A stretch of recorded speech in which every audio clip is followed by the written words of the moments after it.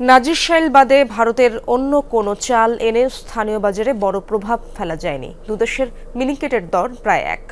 অল্প পরিমাণে আসে স্বর্ণজাত, ফলে ভরা মৌসুমে চাল আমদানি করে বাজারে স্থিতি ধরে রাখা গেছে। থামানো গেছে লাফিয়ে লাফিয়ে দাম বৃদ্ধি। ব্যবসায়ীদের দাবি, চাহিদার তুলনায় ভারতের চাল আসছে নামকাওয়াস্তে। তার উপর মজুতদারদের বিরুদ্ধে কঠোর ব্যবস্থা নেওয়া হয়নি। এভাবে চললে কখনোই স্থিতিশীল হবে না বাজার।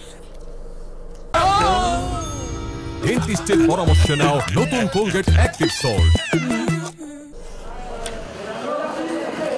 গত কয়েক বছর ধরে ভরা মৌসুমেও বাড়ছে চালের দর। সবশেষ বড় মৌসুমে এর ব্যতিক্রম হয়নি। বাধ্য হয়ে আগস্টের দ্বিতীয় সপ্তাহ থেকে আমদানিকারকদের ইম্পোর্ট পারমিশন বা আইপি দেওয়া শুরু করে বাণিজ্য মন্ত্রণালয়। ভারত থেকে চালের ট্রাক আসা শুরু হয় তার 8 দিন পর।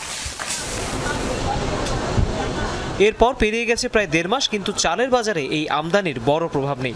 যেমন বাংলাদেশের মানুষ ইদানিং মিনিকেট কিনতে বেশি আগ্রহী। মাঝারি জাতের এই চাল ভারতেও বেশ জনপ্রিয়, কিন্তু আমদানির পর খুচরা বাজারে আসতেই এই চালের দাম হয়ে যায় 75 থেকে 77 টাকা কেজি, যা প্রায় বাংলাদেশি চালের সমান। ফলে কিনতে গেলে দেশি চালকেই প্রাধান্য দেন ক্রেতারা। তবে শুধু দুই দেশের নাজিরশাইলের দরে ফারাক আছে 10 টাকার মতো। যদি চালটা আমদানি না করতো তাহলে আমাদের 85 টাকা আমাদের কিনতে হইতো, আমরা 90 টাকা বিক্রি করতাম। খোলা বাজারে যায় এটা 95-100 টাকা এফেক্ট করতো, সেটা এখন আর হচ্ছে না। যদিও আপনার আনা হইতো আরও 10-12টা আইটেম আনা হতো, যেহেতু স্বর্ণা, গুটি, মিনিগেট, 28 বিভিন্ন কোয়ালিটি এভরিথিং। যেহেতু একটা নাজিরশাইল, এটা দিয়ে কোনো চাহিদা পূরণ শেষ হবে না। এটা 1% কাজে করে। আপাতত এই তো কয়দিন রয়েছে, কয়দিন থাকবে কি, এরপরে দেখা যাবে হঠাৎ বাড়ি গেছে, বুঝছেন, বেনাফুল টাকা ঠিয়া রয়েছে, এই বিভিন্ন অজুহাত হয়ে যায়।